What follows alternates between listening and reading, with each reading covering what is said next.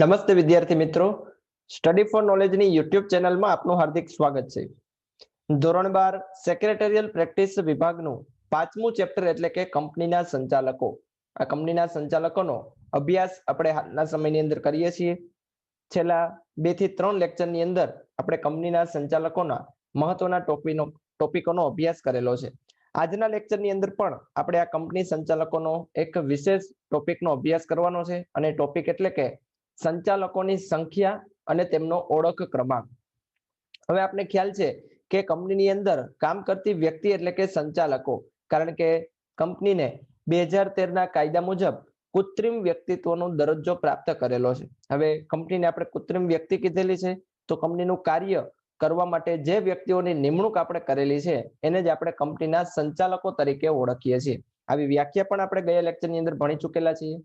આજના લેક્ચરની અંદર આપણે જોવું છે સંચાલકોની સંખ્યા, એટલે કે કોઈ એક વ્યક્તિ વધુમાં વધુ કેટલી કંપનીની અંદર સંચાલક તરીકે રહી શકે. અને બીજું એ પણ આપણે જોવું છે કે ખાનગી કંપની હશે તો ખાનગી કંપનીની અંદર સંચાલકોની સંખ્યા કેટલી હોય, પ્રાઇવેટ કંપની છે તો જાહેર કંપની છે તો એની અંદર સંચાલકોની સંખ્યા કેટલી હોવી જોઈએ. આ બધું જ કાયદા કંપની ધારા મુજબ છે, એ બધું ફિક્સ કરેલું છે. તો આ બધા જ આંકડાકીય બાબતો આજે આપણે જોવાના છીએ. બીજી વસ્તુ એ પણ જોવાના છીએ કે જે પણ સંચાલક કંપનીની અંદર નિમણૂક પામેલો હશે એનો એક ઓળખ ક્રમાંક, બરાબર, કેન્દ્ર સરકાર દ્વારા આ ઓળખ ક્રમાંક પ્રાપ્ત થતો હોય છે, બરાબર. તો એનું આઈડેન્ટિફિકેશન નંબર કઈ પ્રકારે મળી શકે અને એને ક્યાં રજીસ્ટર કરવો પડે એની સંપૂર્ણ વિગત આજના લેક્ચરમાં આપણે ભણવાના છીએ. લેક્ચરની શરૂઆત કરીએ એ પૂર્વે આપણે જોઈએ કહાની અબ તક. અત્યાર સુધીમાં આપણે કંપની સંચાલકોમાંથી કેટલા ટોપિકનો અભ્યાસ કરી ચૂકેલા છે એનું એક નાનકડું રિવિઝન આપણે પહેલા કરી લઈએ. ચેપ્ટરની શરૂઆત કરેલી હતી આપણે પ્રસ્તાવનાથી, અને એની અંદર આપણે વાત કરેલી હતી કે કંપનીને કાયદા મુજબ એક વિશાળ સ્વરૂપ પ્રાપ્ત થયેલું છે, પણ નિર્જીવ વ્યક્તિ છે, કંપનીનું સ્વરૂપ ખૂબ મોટું છે. એની અંદર શેર ધારકો, કંપનીના માલિકો કોણ હોય છે તો કે શેર ધારકો, અને શેર ધારકો ઉપર કઈ નિયંત્રણ હોતું નથી, કારણ કે કંપનીની અંદર જે પણ વ્યક્તિઓએ શેર ખરીદેલા હોય એ શેરની ફેરબદલી કરે, એટલે હવે માલિકનું પણ અદલા બદલી થતી રહેતી હોય છે.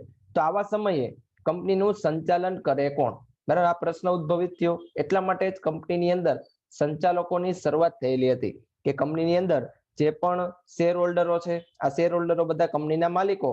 તો હવે કંપનીને ચલાવવી કઈ રીતે, તો કંપનીની અંદર સંચાલકોની નિમણૂક કરવામાં આવે છે અને સંચાલકો જ કંપનીનું કાર્ય છે એ રોજબરોજનું કાર્ય આગળ વધારતા હોય છે. તો આવી આપણે પ્રસ્તાવનાની અંદર વાત કરેલી હતી.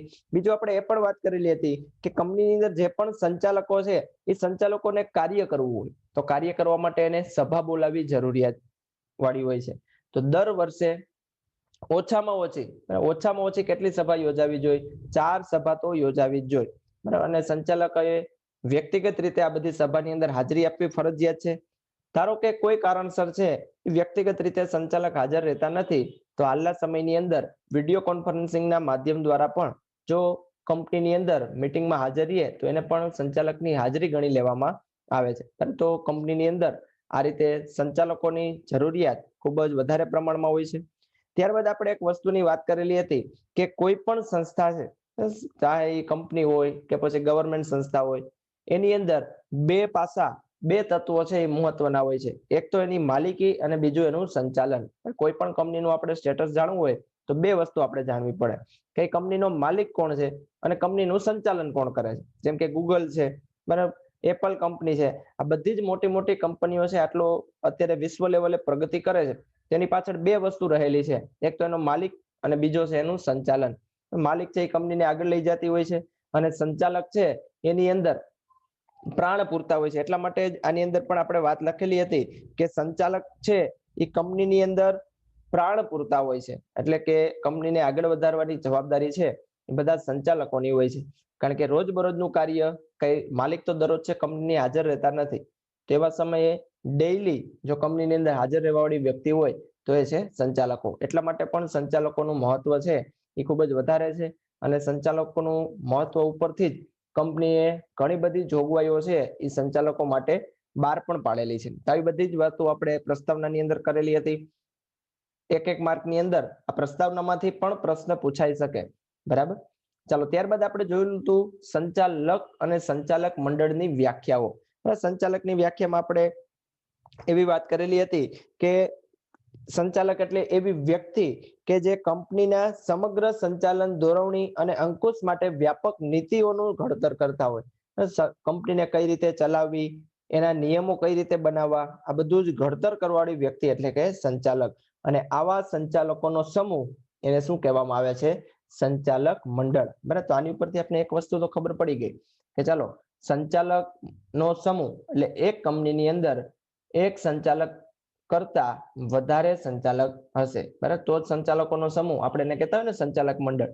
એટલા માટે દરેક કંપનીની અંદર એક કરતા વધારે સંચાલકો હોય છે. બરાબર, આજના લેક્ચરમાં આપણે જોવાના જ છીએ કે જાહેર કંપની હોય તો કેટલા સંચાલકો હોવા જોઈએ, ખાનગી કંપની હોય તો કેટલા સંચાલકો હોવા જોઈએ, એક વ્યક્તિ વધુમાં વધુ કેટલી કંપનીની અંદર સંચાલક તરીકે, ડિરેક્ટર તરીકે કાર્ય કરી શકે, કેટલા પ્રકારના સંચાલકો હોય છે, આ બધી જ વસ્તુઓનો વિગતે અભ્યાસ છે આપણે અગાઉ આવતા લેક્ચરની અંદર જોતા રહેવાના છીએ. તો આ થઈ ગઈ સંચાલક અને સંચાલક મંડળની વ્યાખ્યા. એક માર્કની અંદર આ વ્યાખ્યા પણ ખરેખર પૂછાઈ શકે એવી છે. બરાબર, ત્યારબાદ આપણે ડિસ્કસ કરેલું હતું સંચાલકોનો કાનૂની દરજ્જો. એટલે કે સંચાલકોને આપણે શું ગણવા?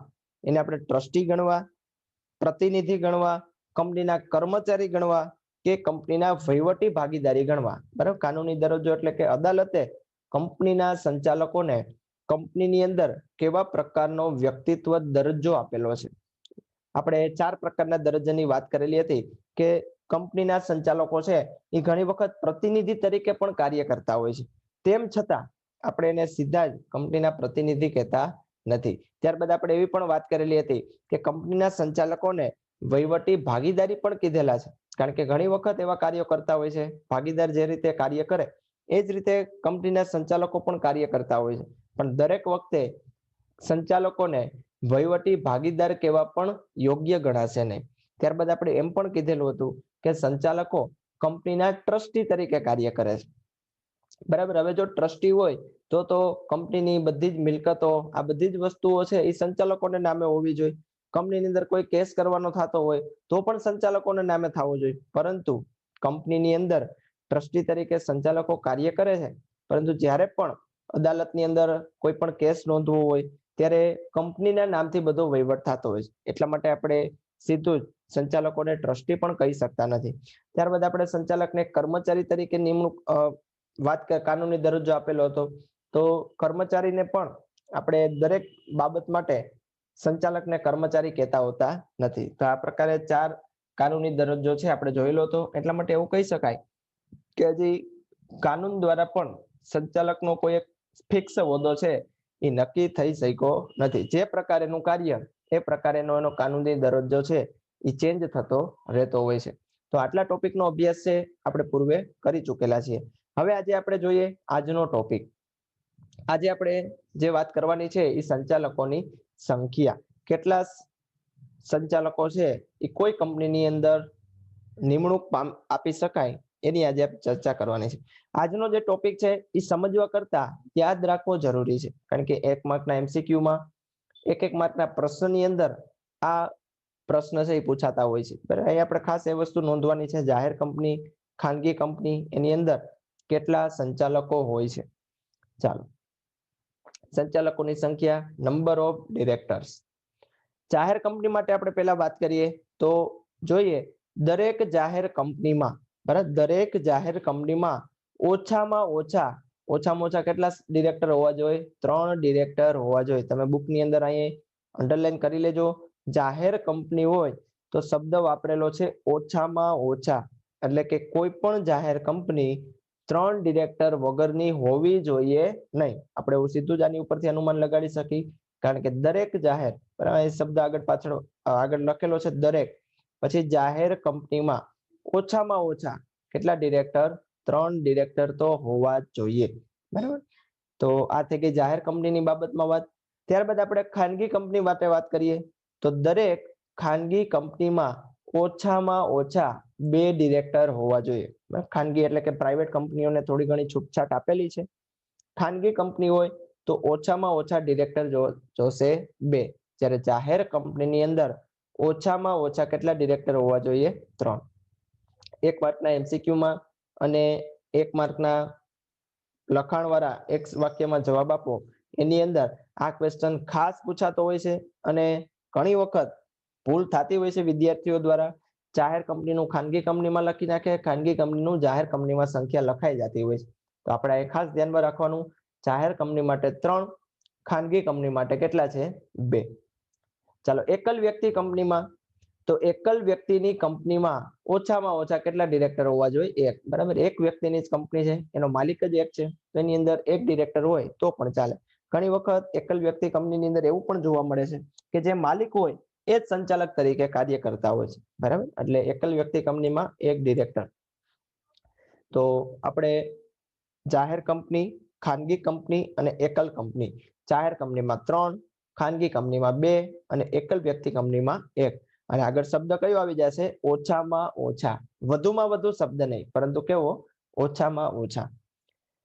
ચાલો, ત્યારબાદ કંપનીમાં વધુમાં વધુ 15 ડિરેક્ટર્સ રાખી શકાય. વધુમાં વધુ કેટલા ડિરેક્ટર્સ કોઈ પણ કંપનીમાં રાખી શકાય? 15. બરાબર, પણ આની અંદર પણ ધારો કે કોઈ બહુ મોટી કંપની હોય અને 15 કરતા વધારે ડિરેક્ટર રાખવાની જરૂર પડે તો રાખી શકાય છે. એના માટે શું કરવું પડે? એક ખાસ ઠરાવ પસાર કરવામાં આવે છે. ખાસ ઠરાવ પસાર થાય અને આ ખાસ ઠરાવ પસાર કરીને 15 ડિરેક્ટર કરતા વધારે ડિરેક્ટરની જો જરૂર હોય તો નિમણૂક કરાવી શકાય. બરાબર, તો આ વસ્તુ ખાસ ધ્યાનમાં રાખવાની છે. મોસ્ટ ઇમ્પોર્ટન્ટ ક્વેશ્ચન, MCQ 1 માર્કના પ્રશ્નની અંદર એવો ક્વેશ્ચન આવી શકે કે જાહેર કંપની કે ખાનગી કંપનીમાં વધુમાં વધુ કેટલા ડિરેક્ટર્સ રાખી શકાય? બરાબર, આવો ક્વેશ્ચન આવે અને નીચે ઓપ્શન આપેલા હોય 10, 5, 8 અને 15, તો આપણો સાચો જવાબ શું આવશે? 15. કારણ કે વધુમાં વધુ કેટલા ડિરેક્ટર્સ આપણે રાખી શકીએ છીએ? 15 ડિરેક્ટર. હવે કોઈ મોટી કંપની 15 કરતા વધારે ડિરેક્ટર્સની જરૂર હોય તો રાખી શકાય. એના માટે કરવું શું પડશે? ખાસ ઠરાવ પસાર કરવો પડે. બરાબર, તમે એવું લખો કે માત્ર ઠરાવ પસાર કરીને 15 કરતા વધુ સંખ્યા ડિરેક્ટર્સ નિમણૂક કરી શકાય, તો એ તમારો જવાબ કેવો પડશે? અધૂરો. કારણ કે આપણે ઠરાવ તો પસાર કરવાનો છે, પરંતુ ઠરાવ કેવો છે? ખાસ ઠરાવ. સામાન્ય ઠરાવથી પસાર થશે નહીં કે સાદો ઠરાવથી પસાર થશે નહીં. ખાસ ઠરાવ દ્વારા જો પસાર થતો હોય ડિરેક્ટર્સની સભામાં અને જો એને બધા માન્યતા આપે, એટલે કે 2/3 બહુમતીથી જો ઠરાવ પસાર કરવામાં આવે તો જ તમે ડિરેક્ટર્સની સંખ્યા 15 કરતા વધારે લઈ શકો છો. બરાબર, નહીતર પછી 15 ડિરેક્ટર્સ જ રાખી શકાય. તો આ થઈ ગયું સંચાલકોની સંખ્યા. બુકની અંદર ખાસ બધાએ અંડરલાઈન કરી લેવી, સંખ્યા ભૂલાઈ શકે એવી છે. બરાબર, તો આ થઈ ગઈ સંચાલકોની સંખ્યા.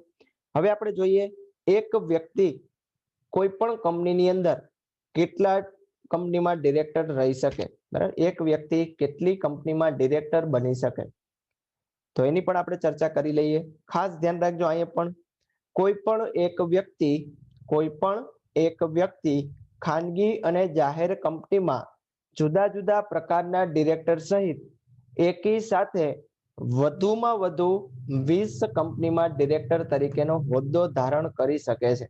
વધુમાં વધુ કેટલી કંપનીમાં? 20 કંપનીમાં ડિરેક્ટર તરીકે હોદ્દો ધારણ કરી શકે.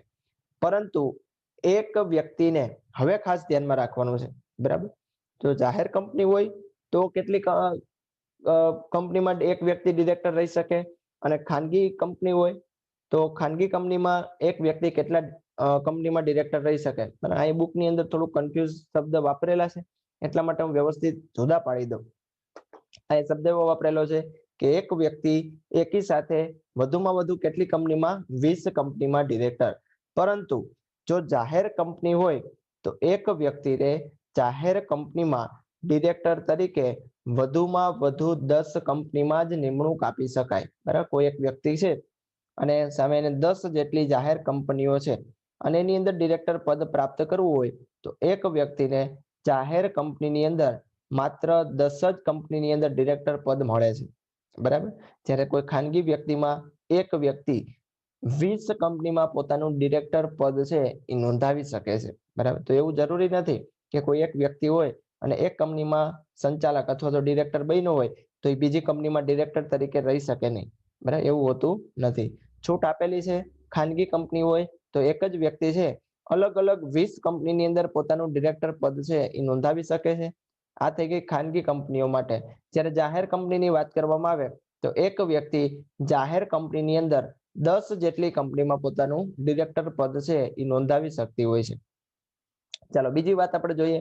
કંપની ધારામાં એવી પણ જોગવાઈ કરવામાં આવેલી છે કે કંપનીના શેર હોલ્ડરો ખાસ ઠરાવ દ્વારા આ સંખ્યા ઘટાડી શકે છે. જો ડિરેક્ટર ઉપરોક્ત નિયમનો ભંગ કરે ને નિમણૂક સ્વીકારે તો તે દંડ માટે શિક્ષા પાત્ર બને છે. બરાબર, ધારો કે કોઈ એક ડિરેક્ટર છે એ 20 કંપનીની અંદર પોતાનું ડિરેક્ટર પદ નોંધાવેલું છે અને એક પણ કંપનીમાં ધ્યાન દેતો નથી, તો આવા સમયે જે તે કંપની છે એ પોતાની અંદર ખાસ ઠરાવ પસાર કરે અને આ ખાસ ઠરાવ કોણ પસાર કરતા હોય છે? શેર હોલ્ડરો. આ શેર હોલ્ડરો ખાસ ઠરાવ પસાર કરશે અને જે ડિરેક્ટર એક કરતા વધારે કંપનીમાં પોતાનું ડિરેક્ટર પદ નોંધાવેલું છે એની ડિરેક્ટરશીપ છે એ ઘટાડી પણ શકે છે. બરાબર, આ શેર હોલ્ડરોના હાથમાં હોય છે, કારણ કે શેર હોલ્ડરો જ કંપનીના ખરા માલિક ગણાય છે. સંચાલકો છે એ માત્ર સંચાલન કરતા હોય છે, જ્યારે માલિક ખરેખર કંપનીના કોને ગણવામાં આવે છે? શેર હોલ્ડરોને. બરાબર, તો અહીંયા પણ આ વસ્તુ ખાસ ધ્યાનમાં રાખવાની છે. ઘણા વિદ્યાર્થીઓને પ્રશ્ન થતો હશે, તો શું ખાનગી અને જાહેર બંને કંપનીમાં ડિરેક્ટર પદ લઈ શકાય કે નહીં? ધારો કે કોઈ એક વ્યક્તિ છે એ ખાનગી વ્યક્તિનો ડિરેક્ટર છે, હવે એને એ જ વ્યક્તિને ધારો કે જાહેર કંપનીની અંદર પણ ડિરેક્ટર પદ પ્રાપ્ત કરવું હોય તો કરી શકે કે ના કરી શકે? કરી શકે. બરાબર, એક સાથે તમે પ્રાઇવેટ અને જાહેર કંપનીમાં પણ ડિરેક્ટર પદ છે એ લઈ શકો છો. બરાબર, હવે જાહેર કંપનીની અંદર ડિરેક્ટર પદ પ્રાપ્ત કરવું હોય તો સરકારના નિયમો ઘણા બધા લાગતા હોય છે, જ્યારે ખાનગી કંપનીની અંદર ડિરેક્ટર પદ પ્રાપ્ત કરવા માટે નિયમો કેવા હોય છે? હળવા હોય છે. બરાબર, તો ફરી પાછું અહીંયા આ વસ્તુ ધ્યાનમાં રાખવાની કે ખાનગી કંપનીની અંદર એક વ્યક્તિ જુદી જુદી 20 કંપનીમાં ડિરેક્ટર રહી શકે, જ્યારે જાહેર કંપનીનો નિયમ શું છે કે એક વ્યક્તિ 10 જ જાહેર કંપનીમાં ડિરેક્ટર તરીકે પોતાની નોંધણી છે એ કરાવી શકે છે. બરાબર, તો આ વસ્તુ ખાસ ધ્યાનમાં રાખવાની છે. પેરેગ્રાફ નાનો છે પરંતુ અટપટો વધારે છે, એટલે આ જગ્યાએ ભૂલ ના થવી જોઈએ, કારણ કે અહીંયા તો સીધી જ વાક્ય લખી નાખ્યું છે, કોઈ પણ એક વ્યક્તિ ખાનગી અને જાહેર કંપનીમાં જુદા જુદા પ્રકારના ડિરેક્ટર સહિત એક સાથે વધુમાં વધુ 20 કંપનીમાં ડિરેક્ટર તરીકે હોદ્દો ધારણ કરી શકે, પરંતુ એક વ્યક્તિને જાહેર કંપનીમાં ડિરેક્ટર તરીકે વધુમાં વધુ 10 કંપનીમાં જ નિમણૂક આપી શકાય. બરાબર, હવે કોઈ એવો વ્યક્તિ કે જે માત્ર ને માત્ર જાહેર કંપનીમાં જ પોતાનું ડિરેક્ટર પદ છે એ લેવા માંગતો હોય તો 10 જ કંપનીમાં, પરંતુ જાહેર અને ખાનગી આ બંને કંપનીની અંદર એને ડિરેક્ટરશીપ એની જોતી હોય તો અલગ અલગ 20 કંપનીની અંદર છે પોતાનું ડિરેક્ટરશીપ છે એ લઈ શકે છે. અને આવું બનતું પણ હોય છે. કોઈ મલ્ટી ટેલેન્ટેડ વ્યક્તિ હોય તો બધી કંપની એવું ઈચ્છતી હોય છે કે આ વ્યક્તિ અમારી કંપનીની અંદર ડિરેક્ટર પદ પ્રાપ્ત કરે, તો એવી વ્યક્તિ માટે આ નિયમો છે એ બનાવવામાં આવેલા હોય છે. બરાબર, તો આ થઈ ગઈ સંચાલકોની સંખ્યા. એક વ્યક્તિ વધુમાં વધુ કેટલી કંપનીમાં ડિરેક્ટર બની શકે? ચાલો બુકમાંથી વ્યવસ્થિત અંડરલાઈન કરી લેજો. ત્યારબાદ આપણે જોઈએ સંચાલકોનો ઓળખ ક્રમાંક, આઈડેન્ટિફિકેશન નંબર ઓફ ડિરેક્ટર. જે વ્યક્તિ કંપની ડિરેક્ટર થવા ઈચ્છતી હોય તેણે કેન્દ્ર સરકારને ડિરેક્ટર ઓળખ ક્રમાંક ફાળવણી માટે નિયત કરેલી અરજીમાં અરજી કરવી પડે છે. ચાલો અહીંથી આપણો એક ક્વેશ્ચન મળી ગયો કે કોઈ વ્યક્તિને ડિરેક્ટર બનવું હોય તો એની અરજી કઈ જગ્યાએ કરવી? તો એ વ્યક્તિને અરજી કરવાની છે કેન્દ્ર સરકારને. બરાબર, ધારો કે ગુજરાતની કોઈ કંપનીમાં કોઈ વ્યક્તિને ડિરેક્ટર બનવું હોય તો ગુજરાત રાજ્ય સરકારની અંદર આઈડેન્ટિફિકેશન નંબર મેળવી શકશે નહીં. એને કઈ જગ્યાએ એનો આઈડેન્ટિફિકેશન નંબર મેળવવો પડશે? ભારત સરકાર, કારણ કે આ શબ્દ વાપરેલો છે કેન્દ્ર સરકાર. બરાબર, તો કેન્દ્રની અંદર એને અરજી કરવી પડે. રાજ્ય સરકારને આ કોઈ પણ પ્રકારનો આ પ્રકારની માન્યતા અથવા તો હોદ્દો આપેલો નથી. જે વ્યક્તિને ઓળખ ક્રમાંક પ્રાપ્ત કરવો હોય એને માત્ર ને માત્ર કેન્દ્ર સરકારને જ અરજી કરવી પડે છે. બરાબર, તો આપેલું વિધાન થઈ ગયું. ચાલો ત્યારબાદ જોઈએ અરજી મળ્યાની. બરાબર, એટલે કે અરજી કરી દીધી છે, હવે જે દિવસથી અરજી મળશે અરજી મળ્યાની તારીખથી કેન્દ્ર સરકાર 1 માસમાં અરજદારને ડિરેક્ટર ઓળખ ક્રમાંક ફાળવશે. બરાબર, એટલે કે ધારો કે આજના દિવસે કેન્દ્ર સરકારને કોઈ વ્યક્તિની અરજી મળેલી છે તો હવે કેન્દ્ર સરકાર પાસે કેટલો સમય વધેલો છે? 1 જ મહિનો. 1 જ મહિનાની અંદર એને અરજદારને ડિરેક્ટર નંબર આપી દેવો પડે છે. બરાબર, તો આ વસ્તુ પણ 1 માર્કની અંદર પૂછાઈ શકે કે કોઈ વ્યક્તિએ અરજી કરેલી છે તેને ઓળખ ક્રમાંક કેટલા દિવસમાં પ્રાપ્ત થશે, બરાબર. તો તમારે આખું સેન્ટેન્સ આ રીતે લખવું પડે કે અરજી મળ્યાની તારીખથી, અરજી કર્યાની તારીખથી નહીં, પરંતુ કેન્દ્ર સરકારને જ્યારે અરજી મળે છે એ તારીખથી 1 મહિનાની અંદર અરજદારને ડિરેક્ટર ઓળખ ક્રમાંક આપવો પડે છે. ચાલો બીજી વસ્તુ, કોઈ પણ વ્યક્તિ બીજો ડિરેક્ટર ઓળખ ક્રમાંક મેળવવા અરજી કરી શકે નહીં, બરાબર. એટલે કે કોઈ વ્યક્તિનો એક વખત ડિરેક્ટર ક્રમાંક એટલે કે આઈડેન્ટિફિકેશન નંબર એને પ્રાપ્ત થયેલો હોય અને એમ થાય કે હજી આપણે બીજો ડિરેક્ટર ઓળખ ક્રમાંક મેળવીએ, તો ક્યારેય આ વસ્તુ પોસિબલ છે નહીં. એક વ્યક્તિ માટે ઓળખ ક્રમાંક કેટલો છે? એક જ. આઈડેન્ટિફિકેશન નંબર એક વ્યક્તિ માટે એક. બીજી વખત ક્યારેય અરજી કરી શકતો નથી, બરાબર. આને આઈડેન્ટિફિકેશન નંબર છે એ પોતાના કોઈ પણ વ્યક્તિના નામ ઉપર બોલતો હોય છે. ધારો કે બીજી વખત અરજી પણ કરશે તો પણ કેન્દ્ર સરકારની અંદર ત્યાં નોંધણી કરેલી હોય છે, એ વ્યક્તિનું નામ નાખશે, બરાબર, એની સિસ્ટમની અંદર, એટલે ઓટોમેટિક આવી જશે કે આ વ્યક્તિએ એક વખત એનો ઓળખ ક્રમાંક છે એ મેળવી લીધેલો છે. એટલે કે એક વ્યક્તિને માત્ર એક જ વખત ઓળખ ક્રમાંક મળશે, એ સિવાય બીજી વખત ક્યારેય ઓળખ ક્રમાંક મળી શકતો નથી. ચાલો, આ ઓળખ ક્રમાંકની ફાળવણી થયાના એક જ માસમાં જે કંપનીમાં ડિરેક્ટર હોય ત્યાં જાણ કરવી પડે છે. હવે ધારો કે અરજદાર પાસે પોતાનો ઓળખ ક્રમાંક આવી ગયો છે, બરાબર. હવે જે તે કંપનીની અંદર ડિરેક્ટરશીપ એ મેળવવા માંગે છે, 1 મહિનાની અંદર આ વસ્તુ પણ ખાસ ધ્યાનમાં રાખવાની છે. જે દિવસે અરજદારને ઓળખ ક્રમાંક મળે છે એ જ દિવસથી 1 મહિનાની અંદર જે તે કંપનીમાં જાણ કરવી પડે છે કે મારી પાસે આઈડેન્ટિફિકેશન નંબર છે એ કેન્દ્ર સરકારનો આવી ગયેલ છે, બરાબર. એટલે કંપનીના રજિસ્ટ્રાર હશે એ આ આઈડેન્ટિફિકેશન નંબરની નોંધણી કરી લેશે. તો આ સેન્ટેન્સ પણ આપણા માટે કામના છે. બધા સેન્ટેન્સો નાના છે અને વ્યવસ્થિત પૂરેપૂરા સમજવા પડે એમ છે. જો આ સેન્ટેન્સ અડધા પણ સમજશો તો પણ ઘણું બધું કન્ફ્યુઝન થશે. એટલે આ વસ્તુ ખાસ ધ્યાનમાં રાખવાની. ઓળખ ક્રમાંકની ફાળવણી થયા બાદ કોણ? તો કે અરજદારને શું કરવું પડે? તો કે એક જ મહિનાની અંદર જે તે કંપનીમાં ડિરેક્ટર હોય ત્યાં જાણ કરવી પડે છે. ચાલો, કંપની પોતાના તમામ ડિરેક્ટરના ઓળખ ક્રમાંક નિયત ફી સાથે કંપની રજિસ્ટ્રારને જાણ કરશે. એટલે કે અહીં જેટલા પણ ડિરેક્ટર્સ કંપનીની અંદર રાખેલા હોય, બરાબર, આપણે જોયું હતું એક કંપનીની અંદર વધુમાં વધુ 15 ડિરેક્ટર્સ રાખી શકાય. તો આ ડિરેક્ટર્સની બધી નોંધણી કઈ જગ્યાએ કરેલી હોય? તો કે આ બધું જ નોંધણી છે એ કંપનીના રજિસ્ટર પાસે આ બધી નોંધણી હોય છે, બરાબર. એટલે કે જે અરજદારે 1 મહિનાની અંદર કંપનીને જાણ કરી કે મારો ઓળખ ક્રમાંક આવી ગયો છે, તો હવે કંપની શું કરશે? બધા જ પોતાના ડિરેક્ટર છે એનો ઓળખ ક્રમાંક છે એ જે તે નિયત ફી કરેલી હોય એ ફી પે કરીને કંપની રજિસ્ટ્રારને જાણ કરી દેશે.